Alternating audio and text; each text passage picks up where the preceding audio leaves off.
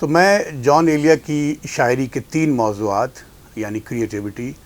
عشق اور ہجرت پر بات کر رہا ہوں۔ پچھلی قسط میں نے کریٹیوٹی پہ بات کی، آج جان ایلیا اور عشق۔ یہ ذرا مشکل موضوع ہے، آسان نہیں ہے۔ اس سے پہلے کہ ہم جان صاحب کی شاعری پر عشق کی نسبت سے جو شاعری ہے ان کی اس پر بات کریں، یہ دیکھ لیتے ہیں کہ عشق ہوتا کیا ہے یا محبت۔ عشق کی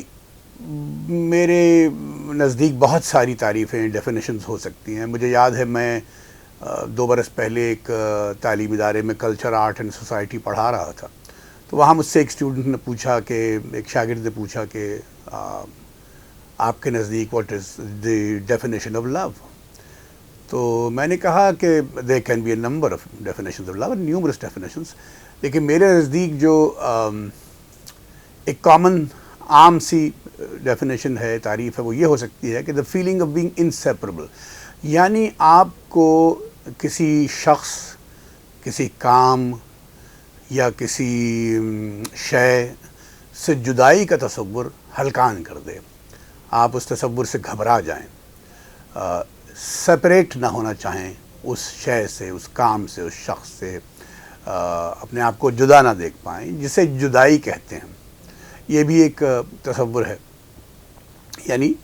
اچھا، اور بھی مختلف اقسام کے عشق ہو سکتے ہیں، ابھی اور بھی تعریفیں ہو سکتی ہیں، تو لیکن ایک تعریف یہ ہے کہ انسیپریبل فیل کرنا کسی شے سے، کسی کام سے، کسی شخص سے۔ جان صاحب کے ہاں، اور پھر اردو شاعری میں ویسے بھی دیکھیے جو ہجر و وصال کے جو مسائل ہیں، ہجر یعنی جدائی اور وصال یعنی ملاپ، محبوب سے ملنا،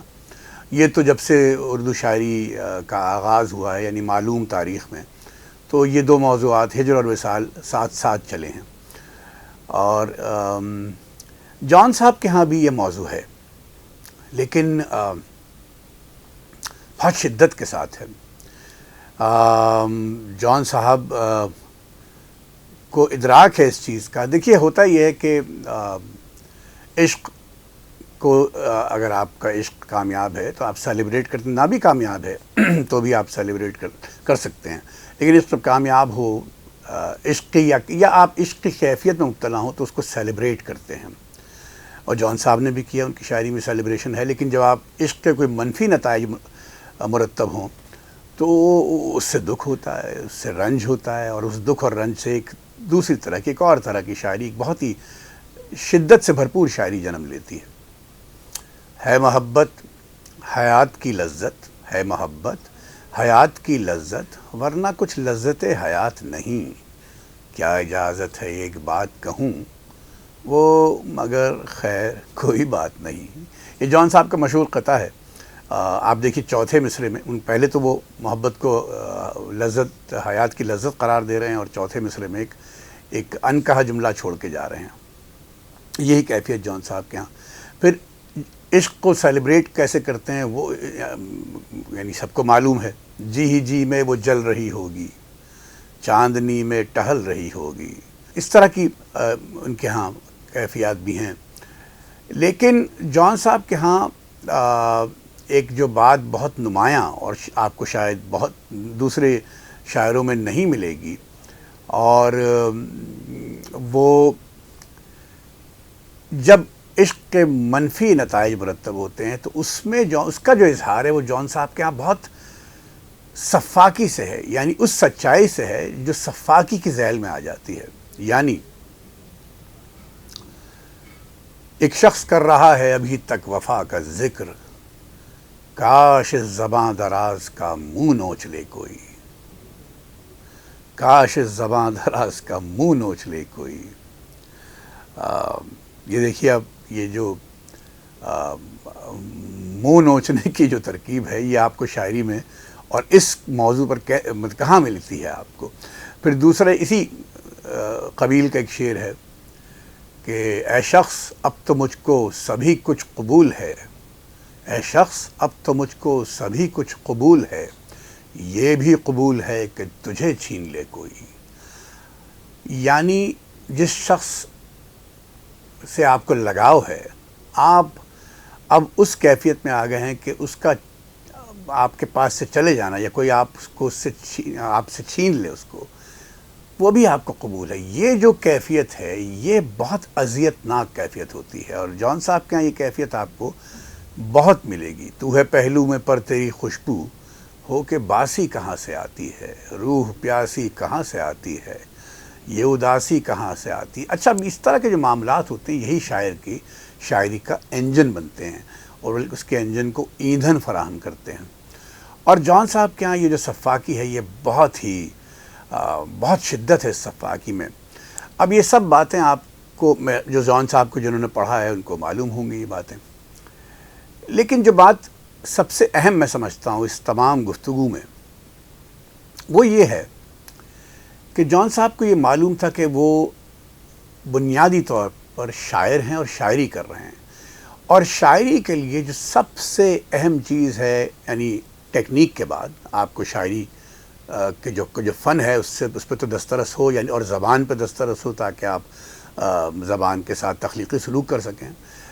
لیکن جو سب سے اہم چیز ہے موضوعاتی سطح پر وہ جمالیات کا ہونا شاعری میں، ایستھیٹکس کا ہونا، ایستھیٹک سینس کا ہونا۔ شاعری میں اگر آپ کے پاس جمالیات، دیکھیے بڑا شاعر یا ادیب جو ہے وہ معاشرے کو دو سطحوں پر متاثر کر رہا ہوتا ہے یا کر سکتا ہے۔ ایک سطح دانش کی ہوتی ہے، وزڈم کی ہوتی ہے جو اس کی فن سے آ رہی ہوتی ہے، اور ایک سطح جمالیات کی ہوتی ہے جو اس کے موضوع سے آ رہی ہوتی ہے۔ اگر آپ کی شاعری میں جمالیات کا عنصر نہیں ہے تو آپ کچھ اور کام کیجئے۔ یعنی میں آج کل کچھ نامور شاعروں کی فیس بک پہ شاعری پڑھتا ہوں جو فنی لحاظ سے بہت پختہ ہیں، بہت مضبوط ہیں، آپ ان کی شاعری میں کوئی فنی خامی نہیں نکال سکتے، لیکن وہ ایک عجیب و غریب طرح کی شاعری، جلی کٹی شاعری کہ دنیا نے مجھ سے وفا نہیں کی، اور لوگوں کو بات کرنا نہیں آتی، اور یہ ہے، اور دنیا میں یہ کمی ہے، اور لوگوں میں یہ کمی ہے، اس طرح کی شاعری بہت ہو رہی ہے، اور یہ مگر اس میں جمالیات کی کمی ہے، اس لیے میں اسے کم از کم شاعری کے ذیل میں نہیں لاتا ہوں۔ اور جان صاحب بڑے شاعر اس لیے ہیں کہ ان کی شاعری میں جو جمالیات کا عنصر ہے وہ بہت کمال کا ہے۔ اس غزل کو اپنی اس دلیل کی بنیاد کے طور پر پیش کرتا ہوں اس قسط کے اختتام پہ۔ کتنے عیش وہ کرتے ہوں گے اور کتنے اتراتے ہوں گے، جانے کیسے لوگ وہ ہوں گے جو اس کو بھاتے ہوں گے، اس کی یاد کی باد صبا میں اور تو کیا ہوتا ہوگا، یوں ہی میرے بال ہیں بکھرے اور بکھر جاتے ہوں گے، وہ جو نہ آنے والا ہے نا مجھ کو اس سے مطلب ہے، وہ جو نہ آنے والا ہے نا مجھ کو اس سے مطلب ہے، آنے والوں سے کیا مطلب، آتے ہیں آتے ہوں گے، یارو کچھ تو ذکر کرو تم اس کی قیامت باہوں کا، یارو کچھ تو ذکر کرو تم اس کی قیامت باہوں کا، وہ جو سمٹتے ہوں گے ان میں وہ تو مر جاتے ہوں گے، میری سانس اکھڑتے ہی سب بین کریں گے روئیں گے، میری سانس اکھڑتے ہی سب بین کریں گے روئیں گے، یعنی میرے بعد بھی یعنی سانس لیے جاتے ہوں گے۔